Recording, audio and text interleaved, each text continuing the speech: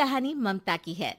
बचपन से ही घर में ये एहसास दिलाकर पाला गया कि औरतों को बोलने का हक नहीं है। अरे ममता, जरा जल्दी जल्दी हाथ चलाओ। रोज ऑफिस में देर पहुंचता हूँ तुम्हारे कारण। लेकिन आपका सारा खाना पैक और तैयार भी है। अरे जबान जितनी चलाती हो उतना अगर हाथ चलाती ना तो शायद घर को अच्छे से मैनेज कर पाती। क्या मतलब है? क्या नहीं मिला आपको? मोजे मोजे कौन देगा? ममता भागकर पति को मोजे देती है। वो हर किसी का ख्याल रखती, लेकिन उसके घर में रोज का रोना लगा रहता। अरे माँ, आज स्कूल में टीचर ने मुझे फीस के लिए डांटा। माँ, मुझे अच्छा नहीं लगता कि स्कूल में फीस के पैसों के लिए मुझे कोई भी बात सुनाए। अरे पर बेटा, ये तो पापा करते हैं ना, सारा ऑनलाइन। मुझे तो इसकी जानकारी भी नहीं है। हाँ हाँ, बना लो बच्चों के सामने मुझे बुरा। अरे करता तो मैं ही हूँ, माना, लेकिन मुझे कोई सपना थोड़ी ना आएगा कि बच्चों की फीस जमा करनी है। अरे बताओगी तो तुम ही ना। ममता की अब ये आदत में शुमार हो चुका था। वो हमेशा हर बात के लिए खुद को ही दोषी मानती।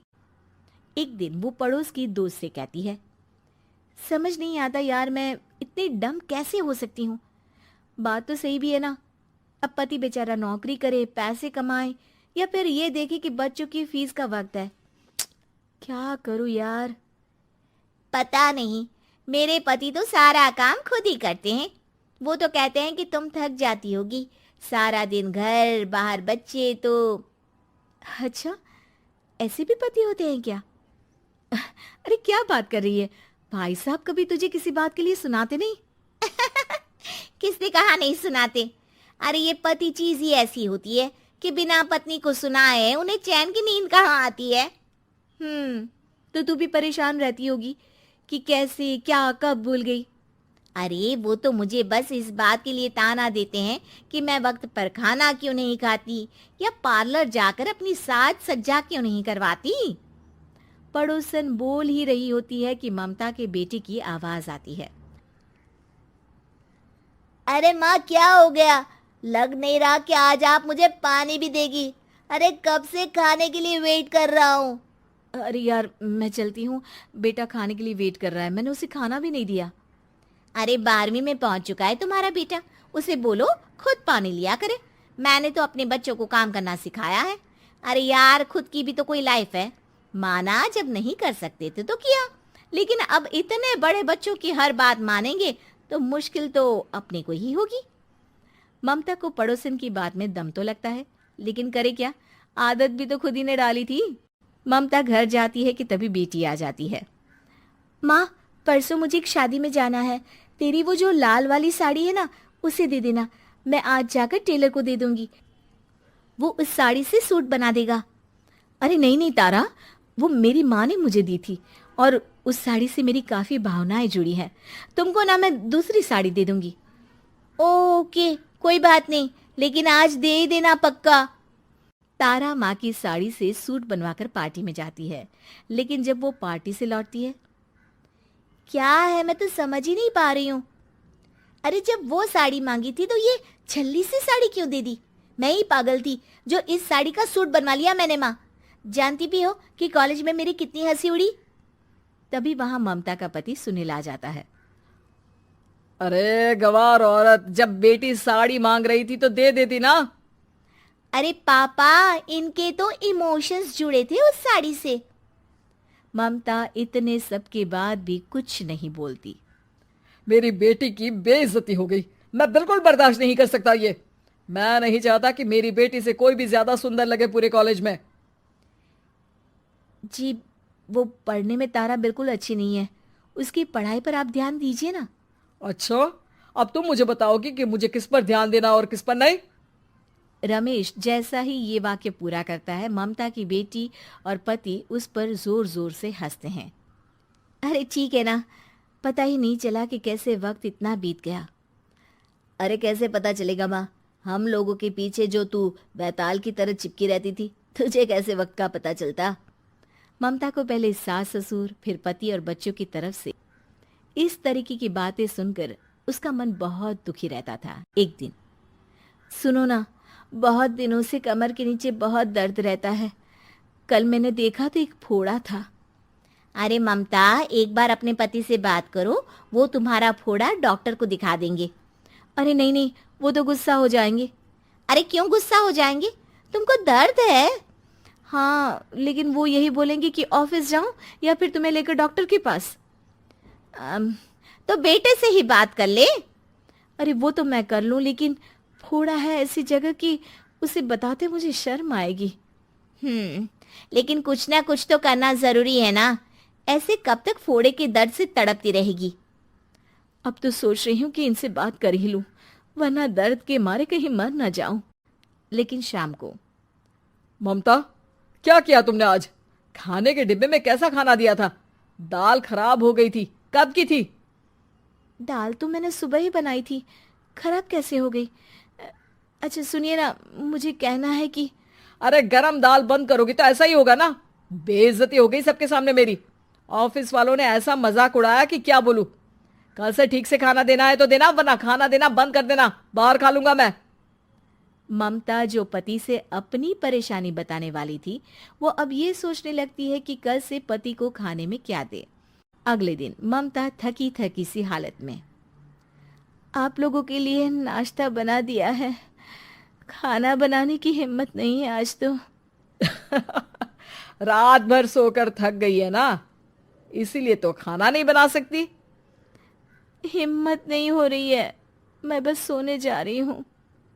बस मैडम को सोने का बोल दो, फिर देखो कैसे सोती रहती है। माँ, फिर वही पराठा सब्जी।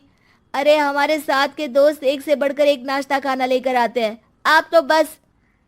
सभी घर से निकल जाते हैं, लेकिन जब शाम को बेटा घर आता है तो घर में अंधेरा रहता है। बेटा लाइट जलाता है। क्या माँ, तुम्हारा भी जवाब नहीं है बिजली का बिल बचाने के लिए? वो बोल ही रहा होता है कि सामने माँ जमीन पर लेटी मिलती है। वो उसके पास जाता है। अरे माँ, क्या हो गया माँ? तभी वहां पड़ोसन आती है। अरे बेटा, तुम्हारी माँ के पैर के पास एक फोड़ा है, जिसके कारण ये लगातार कमजोर होती जा रही थी। मैंने उसे पहले ही कहा था कि घर में बता दो, लेकिन तुम्हारी माँ किसी को तंग करना नहीं चाहती थी। तभी वहां डॉक्टर आ जाता है। अरे इनके ऑर्गन में दिक्कत है, कोई बात है जो इनके मन में खटक रही है। अरे नहीं नहीं, इसके मन में कोई बात नहीं है, कोई काम है नहीं ना इसके पास, सारा दिन बस घर में ही रहती है। देखिए, मैं तो ये नहीं जानता, लेकिन हाँ, इनके मन में हमेशा कोई बात रह जाती होगी, इसीलिए उनकी ये हालत है। अगर आप समय से नहीं ले आते तो हो सकता था कि। अरे नहीं नहीं डॉक्टर साहब, हम पूरी कोशिश करेंगे कि वो ठीक हो जाए। हम लोगों ने अपनी ही परेशानी माँ के सामने रखी, लेकिन किसी ने माँ की दिक्कत को जानने की कोशिश तक नहीं की। हाँ, मैंने भी ममता को हमेशा घरेलू जरूरत से ज्यादा काम का नहीं सोचा था। ममता को होश आता है और वो खुद को अपने बेडरूम में देखती है। वो उठने की कोशिश करती है कि माँ, अब आप नहीं उठेंगी, हम लोग है ना, हम लोग आपको पूरी तरह से खुश रखने की कोशिश करेंगे। 8 फेरों का 8वां वचन। स्वाति ने इसी साल शहर की कॉलेज से पढ़ाई पूरी की है और अब उसके लिए जगह जगह से रिश्ते आने लगे हैं। स्वाति से ज़्यादा उसके रिश्तेदारों को उसकी शादी की चिंता है, इसीलिए जो भी स्वाति के घर आता वो किसी नए लड़के की खबर ज़रूर ले आता। अरे दीदी, ये फोटो देख के बताओ कैसा है। राहुल नाम है लड़के का, मेरी सहेली की बहन का बेटा है। अपनी स्वाति के साथ एकदम प्यारी जोड़ी लगेगी इसकी। ज़रा दिखाना, फोटो तो बढ़िया लग रहा है। कोई गलत आदत वादत तो नहीं है ना इसे? और कमाता कितना है? अरे कोई गलत आदत नहीं है दीदी, आप कहो तो एक मीटिंग करवा देती हूँ, फिर सब कुछ फाइनल कर लेना। हाँ हाँ, ये सही कह रही हो तुम। संडे को स्वाति के पापा भी घर पे ही रहेंगे। बुआ फिर वहाँ से चली जाती है और रात को स्वाति की माँ उससे कहती है, स्वाति बेटा, आज कमला बुआ ने एक लड़के की फ़ोटो दिखाई है। संडे को वो लोग मिलने आ रहे हैं, तैयार हो ना तुम बेटा। अरे मम्मी, आप कहाँ कमला बुआ के चक्कर में आ जाती हो? अभी इतनी जल्दी कोई शादी वादी नहीं करनी है मुझे। अरे बेटा, अच्छा लड़का है, बुआ जानती है उसे अच्छे से। हाँ स्वाति बेटा, एक बार मिल तो लो, बाद में देखेंगे आगे क्या करना है। वैसे तो कमला रिश्ता लाई है तो मना करने का तो कोई सवाल ही नहीं उठता। संडे की सुबह होती है और कमला बुआ राहुल और उसके मम्मी पापा को लेकर स्वाति के घर आती है। अरे आइए आइए भाभी, इसे अपना ही घर समझिए। इनसे मिलिए, ये मेरे भैया और ये मेरी भाभी हैं। नमस्ते भाभी जी, ये है हमारा लड़का राहुल, सरकारी नौकरी की तैयारी कर रहा है ये। वैसे आपकी बेटी कहाँ है? अरे स्वाति बेटा, बाहर आ जाओ। वैसे कितनी पढ़ाई की है स्वाति ने? जी, पोस्ट ग्रेजुएट है हमारी बेटी साइंस में।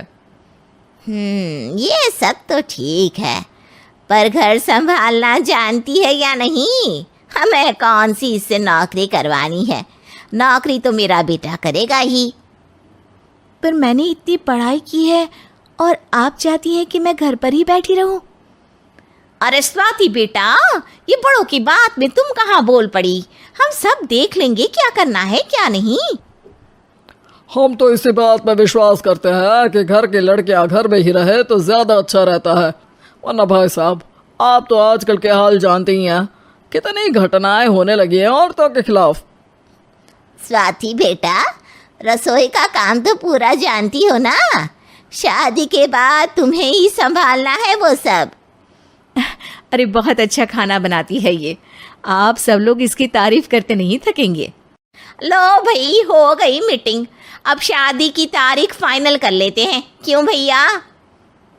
भाई, हम तो पंडित जी से चर्चा करने के बाद ही तारीख फाइनल करेंगे। सालों से हम उनकी बातें मानते हुए आ रहे हैं। लड़के वाले और कमला बुआ की बातें सुनकर स्वाति एकदम नाराज हो जाती है और उसे लगने लगता है कि शादी के बाद उसे घर पर ही बैठना पड़ेगा। लेकिन घर वालों के आगे उसकी एक नहीं चलती और उसे शादी के लिए हाँ कहना पड़ता है। शादी का दिन आ जाता है और सब मंडप में जमा होते हैं। अब फेरों का समय हो गया है। अब कन्या अपने वर से 7 वचन मांगेगी। आप किसी धार्मिक आयोजन में जाए तो मुझे भी ले जाएंगे। आप मेरे माता पिता का भी बराबरी से सम्मान करेंगे, हमेशा मेरा साथ निभाएंगे। आपको दोनों परिवार की जिम्मेदारियां बखूबी निभानी होगी। हर ज़रूरी बात में मेरी भी राय लेंगे। आप सभी गलत आदतों से दूर रहेंगे। आप मेरे अलावा किसी और औरत से कोई गलत संबंध नहीं बांधेंगे। ये 7 वचन पूरे हुए, वर क्या तुम्हें ये सारे वचन मंजूर है? जी हाँ पंडित जी, मैं सारे वचन अच्छी तरीके से निभाऊंगा। अरे वाह वाह, बढ़िया तरीके से सब काम संपन्न हो गया। तो इसी के साथ विवाह संपन्न हुआ और आज से ये दोनों पति पत्नी हुए। 1 मिनट पंडित जी, अभी एक वचन लेना बाकी है। अब कौन सा वचन है बेटा? मैं अब हमेशा के लिए किसी दूसरे घर में जाने वाली हूँ, तो पति के अलावा मैं अपने सास ससुर से भी एक वचन लेना चाहूँगी। अब कहो बेटी। मैं ये चाहती हूँ कि मुझ पर किसी बात की कोई पाबंदी नहीं लगाई जाएगी। मुझे सब कुछ करने की आज़ादी होगी और मैं भी विश्वास दिलाती हूँ कि मैं एक अच्छी बहू बन के दिखाऊंगी। स्वाति की बात सुनकर उसके सास ससुर एकदम चौंक जाते हैं और कुछ बोल नहीं पाते कि उतने में कमला बुआ बोल पड़ती है। अरे बेटा, ये भी कोई कहने की बात है? रानी बन के रहोगी तुम तो। वचन देने से पहले सोच लीजिए, क्योंकि शास्त्रों में वचन ना निभाने वालों के लिए नरक से भी बदतर सजा लिखी है। स्वाति की चालाकी से वहां मौजूद सब लोग प्रभावित हो जाते हैं और लोगों में बदनामी ना हो जाए, इस कारण स्वाति के सास ससुर को उसे वचन देना पड़ता है। और कैसी अपशकुन वाली बातें कर रहे हैं आप पंडित जी? हमें मंजूर है बेटा तुम्हारी शर्त।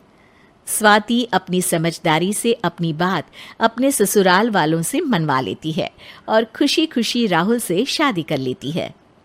अब से हर शादी में मैं खुद 8 वचन दिलवाऊंगा। ओम मंगलम मंगलम मंगलम।